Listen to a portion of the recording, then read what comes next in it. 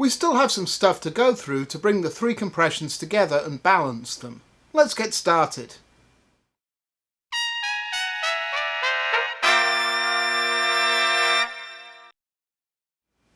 Hi, I'm Brian from Airflow Music. Alongside publishing our books for brass players, we're releasing a bunch of videos with tips to make brass playing easier for you. So if you're new here, please subscribe to the Airflow Music channel so you're notified of all of our videos. This video is part of the Trumpet A-Z series. I'm following on from the last episode, U for upper register, where we talked about core compression and starting to use that to help with register changes. If you didn't see it, you'll need to be caught up for this video. The link is in the description below. In this video, I want to talk about how you can start to bring everything together and start to play more efficiently. There's an important component we need to consider. V is for volume.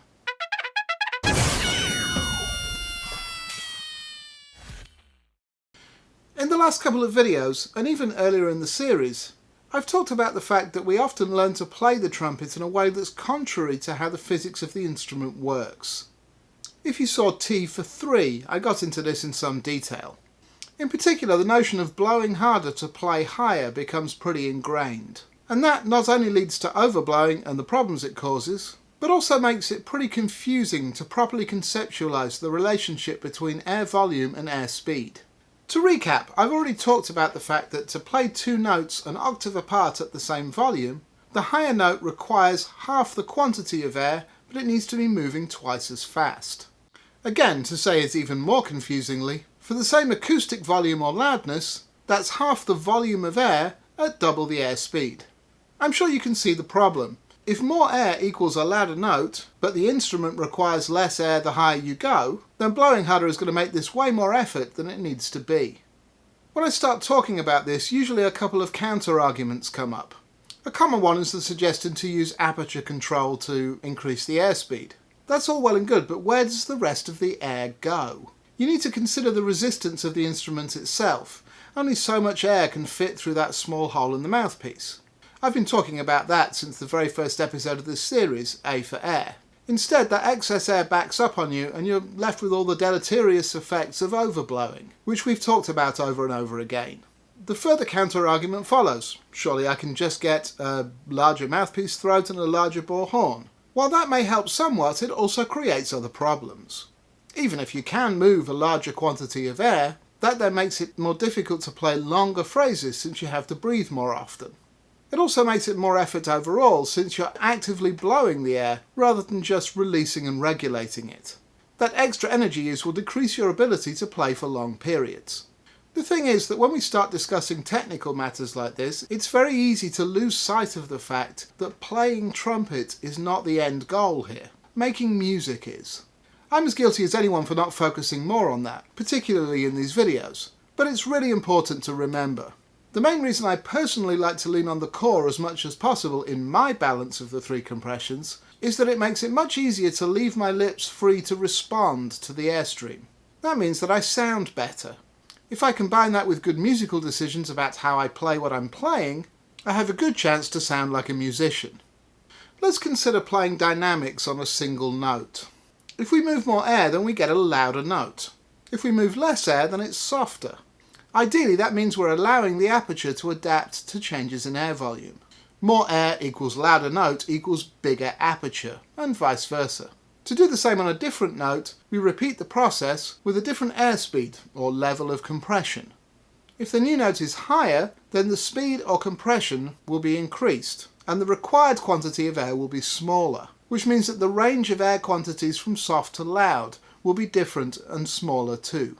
The more we can lean on the core to adjust compression, with secondary assistance from the tongue level, the easier it is to still allow the lips to respond to the new air balance, and let the aperture adjust as necessary. If we're relying on controlling the aperture rather than letting it do its thing, we end up with more tension in the lips, which affects our ability to both play dynamics and get a good tone. If you think this sounds like a lot to coordinate, you're right. However, that's why we play long tones, so we can start to get a feel for the balance of each note. This is also why you've heard me advocate practicing softly so much in these videos. The better prepared our lips are to respond to a small airstream in any register, the better they'll respond when we play high. The other thing we need to practice is moving from soft to loud volumes, or vice versa, without tensing our lips at the extremes of those dynamics. If you haven't focused on that when practicing various volume studies, you may find that your dynamic range is limited. It also makes it harder to play flexando exercises, as I demonstrated in F for falsetto or U for upper register. In U for upper register, I showed you how I use my core compression to ride the airstream up and down the register. To make this easier, you need to get in the habit of backing off the volume as you ascend, so the notes can sound at the same volume. These are two separate components at play. If I play the flexando just by riding the compression, you'll hear that the upper note is louder, but you'll also see that I'm noticeably doing more work in my chops.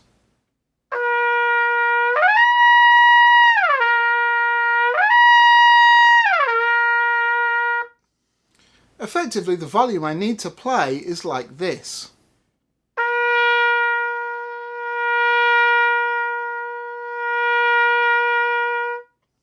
If I then combine them, I get a much easier flexando with less embouchure movement.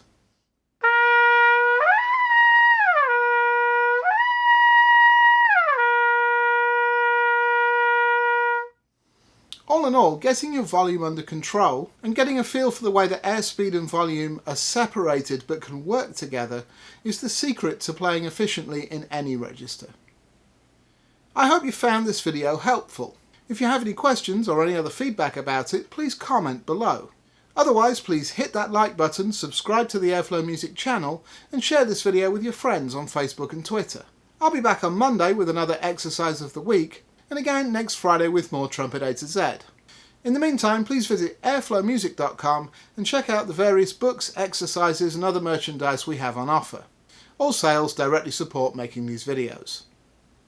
I'll see you on the next video. Now, go practice!